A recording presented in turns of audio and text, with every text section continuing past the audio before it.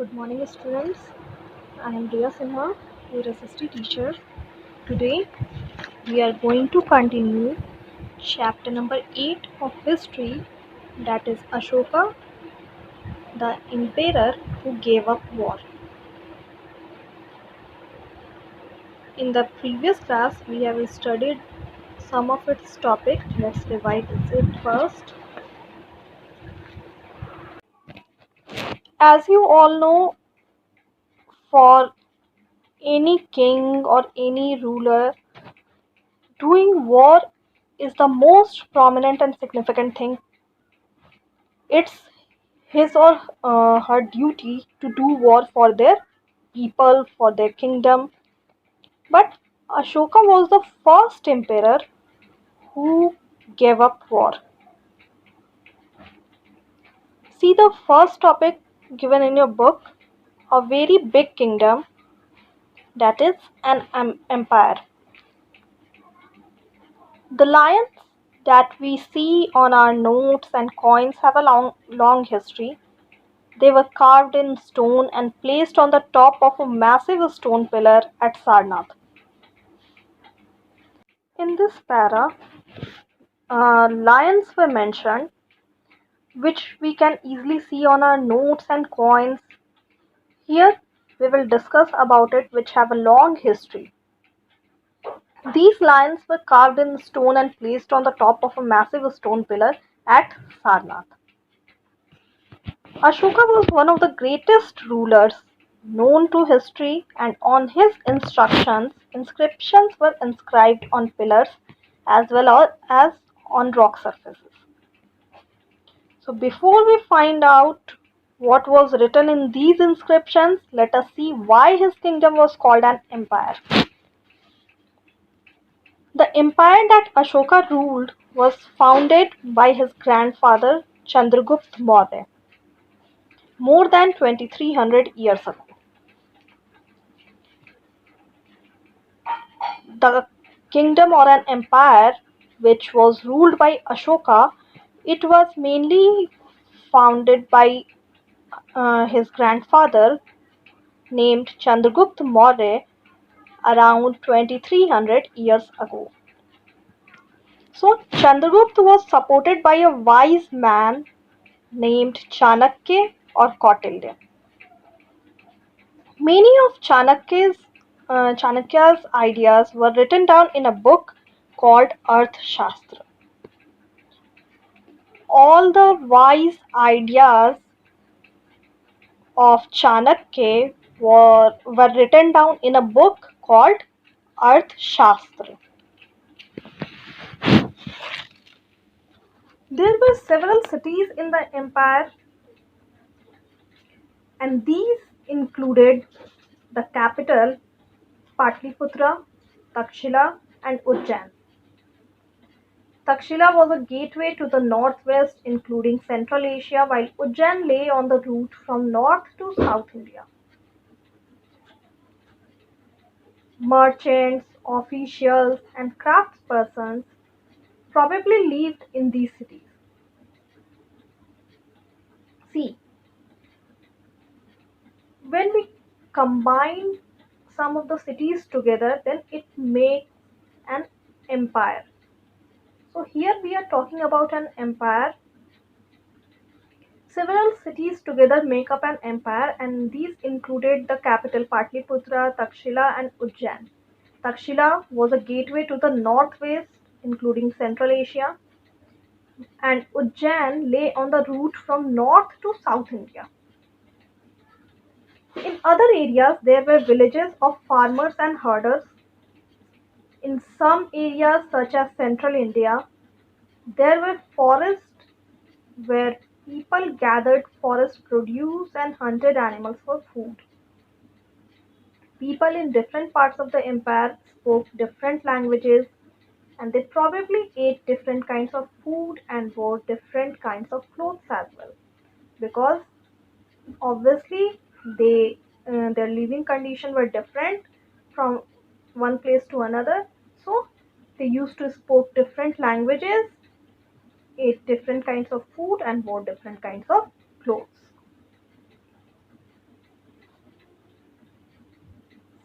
in, in map, the Mauryan Empire was shown here, in which all the principal cities and some of the places where inscriptions were found were located. How are empires different from kingdoms? What is the basic difference between kingdoms and empires? See, emperors need more resources than kings because empires are larger than kingdoms. This is the basic difference between kingdoms and empires, that empires are much more larger than kingdoms and need to be protected by big armies. So that's why emperors need more resources than kings. Next difference is C. So also they need a large number of officials who collect taxes. Means the basic difference between empires and kingdoms is empires are larger than kingdoms, so they need more resources. Emperors need more resources than kings because they need to be protected by big armies, and they need to be protected by big armies so that they need a larger number of officials who used to collect taxes. Okay, now see the next topic, ruling the empire. As we all know, the empire was so large, different parts were ruled differently. The area around Patliputra was under the direct control of the emperor because it was the capital of Mauryan Empire. Patliputra was the capital city of Mauryan Empire. So that area was under the control of the emperor. This meant that officials were appointed to collect taxes from farmers, herders, craftspersons, and traders who lived in villages and towns in the area. Officials also punished those who disobeyed the ruler's order. Obviously, if anyone tried to disobey the order of their emperor, then official used to punish them. Many of these officials were given salaries. Messengers went to and fro, and spies kept a watch on the officials.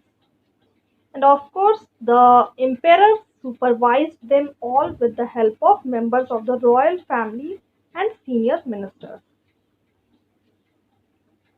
There were other areas or provinces, like each of these was ruled from a provincial capital, such as Takshila or Ujjain.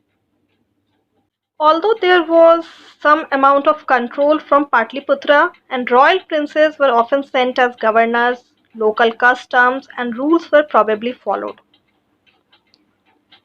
Besides, there were vast areas between these centers. Here, the Mauryas tried to control roads and rivers, which were important for transport, and to collect whatever resources were available as tax and tribute. Means they tried to control all the things, including roads and rivers, and whatever were important for transport, and to collect whatever resources were available in their empire, they used to collect it as tax and tribute. For example, the Earth Shastra tells us that the northwest was important for blankets and South India for its gold and precious stones. So it is possible that these resources were collected as tribute. Now, what do you mean by the term tribute? Unlike taxes, which were collected on regular basis, tribute was mainly collected as and when it was possible from people who gave a variety of things more or less willingly. People were bound to pay taxes, but if they want to give anything as tribute, then it's totally depend on their will. There were also the forested regions. People living in these areas were more or less independent but may have been expected to provide elephants, timber, honey, and wax to Mauryan officials. Okay, now see the emperor and the capital city. Megasthenes was an ambassador who was sent to the court of Chandragupta by the Greek ruler of West Asia named Seleucus Nicator. Megasthenes wrote an account about what he saw. Here is a part of his description, what he has here given. The occasions on which the emperor appears in public are celebrated with grand royal processions. He is carried in a golden palanquin.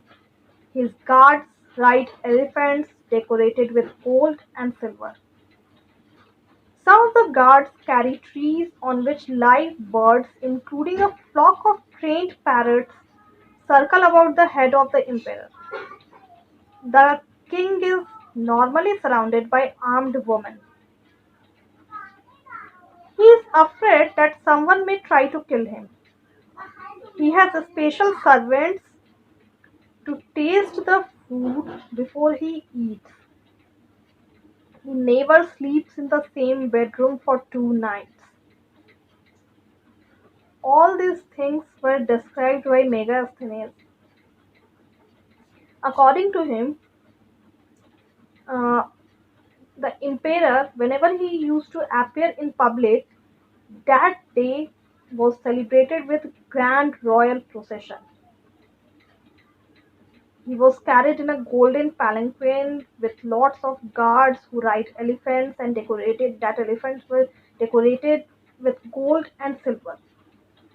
Even some of the guards carried trees on which live birds, including a flock of trained parrots, circled about the head of the emperor. The king was surrounded by armed women. He was afraid that someone may try to kill him. So he had special servants to taste the food before he eats, and he never slept in the same bedroom for 2 nights. And about the Patliputra, the modern Patna or capital city of the modern empire, he wrote, "This is a large and beautiful city. It is surrounded by a massive wall. It has 570 towers and 64 gates. The houses of 2 and 3 stories are built of wood and mud brick. The king's palace is also of wood and decorated with stone carvings. It is surrounded with gardens and enclosures for keeping birds." About Patliputra, Megasthenes wrote that it was large and beautiful city which was surrounded by a massive wall, and it had 570 towers and 64 gates. Houses were of 2 and 3 stories and were built of wood and mud brick. King's palace was also of wood and decorated with stone carvings, which was surrounded with gardens and enclosures for keeping birds. Okay, so next topic is Ashoka, a unique ruler. The most famous Mauryan ruler was Ashoka. He was the first ruler who tried to take his message to the people through inscriptions. Most of Ashoka's inscriptions were in Prakrit and were written in the Brahmi script. Ashoka was the most famous Mauryan ruler, and he was the unique one because he was the first ruler who tried to take his message to the people through inscriptions, which was mainly written in Prakrit language and in Brahmi script. Next topic is Ashoka's war in Kalinga. Kalinga is the ancient name of coastal Orissa. Ashoka fought a war to conquer Kalinga. However, he was so horrified when he saw the violence and bloodshed that he decided not to fight any more wars. He is the only king in the history of the world who gave up conquest after winning a war. Kalinga War was basically a turning point in the life of Ashoka because After winning that war, he gave up war. He was the only king in history who gave up after the conquest or after winning a war.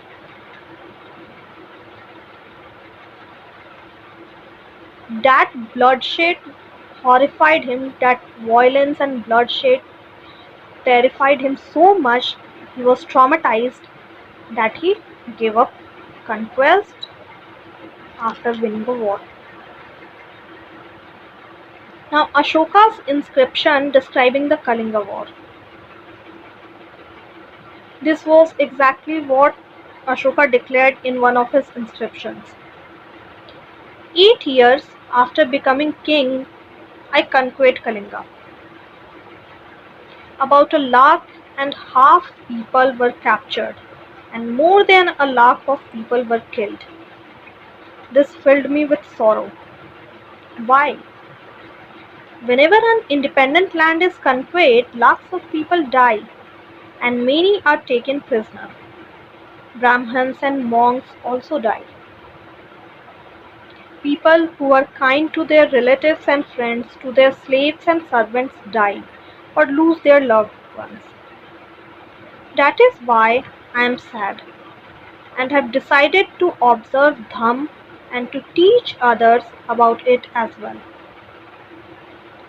I believe that winning people over through Dham is much better than conquering them through force.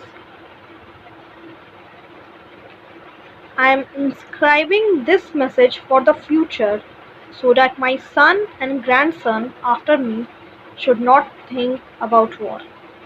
Instead, they should try to think about how to spread Dham.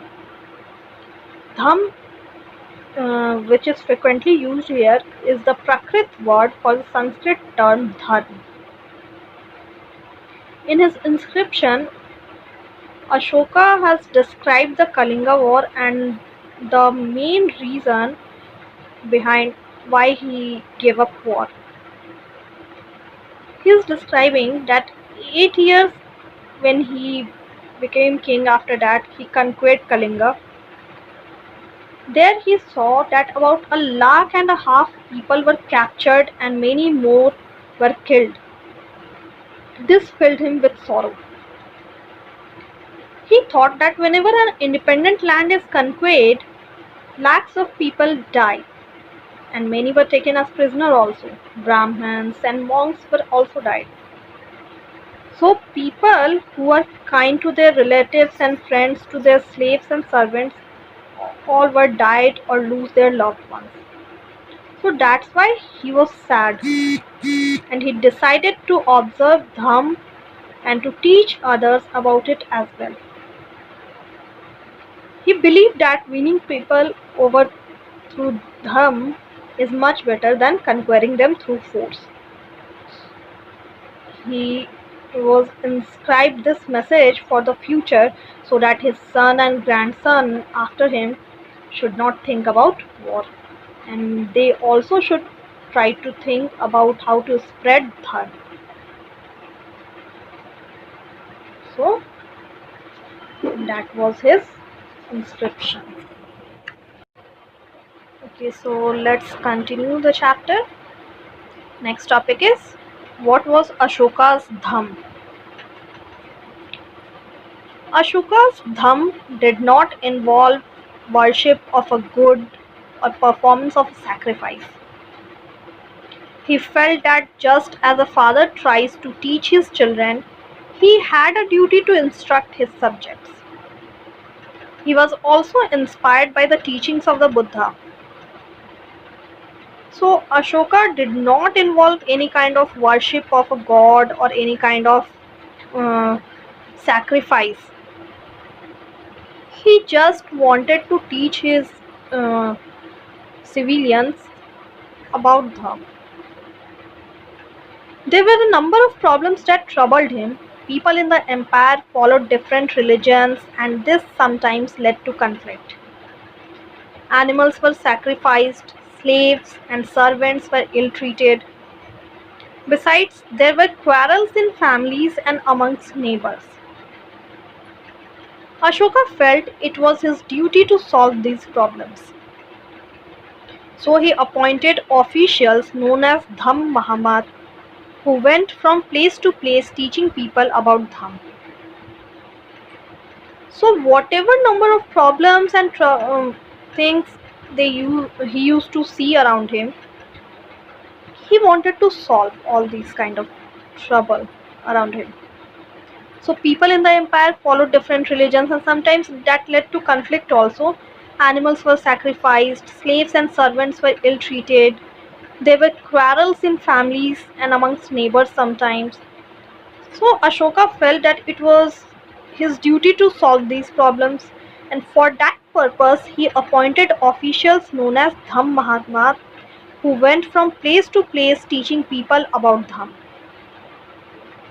Besides, Ashoka got his messages inscribed on rocks and pillars, instructing his officials to read his message to those who could not read it themselves. So his messages were inscribed on rocks and pillars everywhere, and it was the duty of his officials to read for the illiterate one. Ashoka also sent messengers to spread ideas about Dham to other lands such as Syria, Egypt, Greece, and Sri Lanka.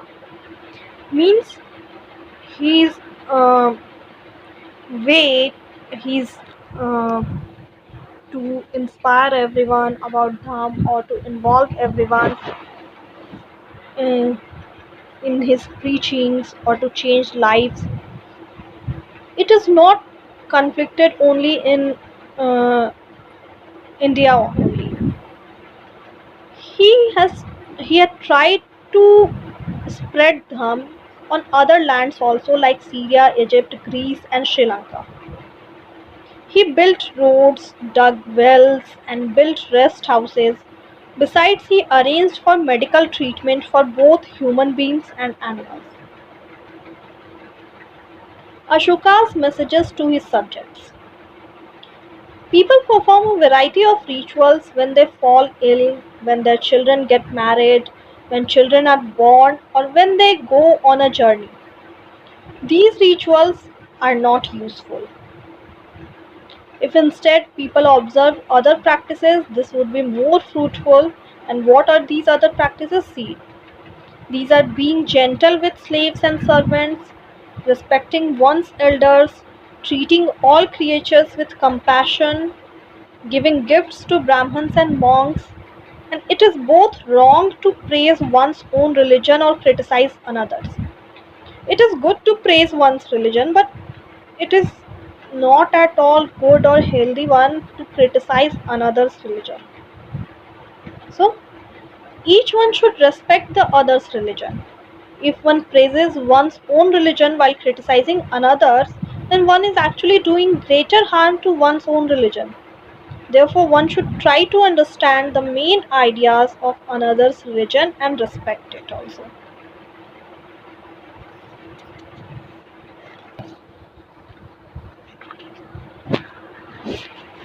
Pandit Jawaharlal Nehru, who was the first Prime Minister of India, wrote that his edicts or instructions still speak to us in a language that we can understand and we can still learn much more from them. So, whatever Ashoka has given us in his inscription, it was really fruitful for all the human beings. See elsewhere, somewhat before the time of the modern empire, about 2400 years ago, emperors in China began building the Great Wall. It was meant to protect the northern frontier of the empire from pastoral people. Additions to the wall were made over a period of 2000 years because the frontiers of the empire kept shifting. The wall is about 6400 kilometers long and is made of stone and brick with a road along the top.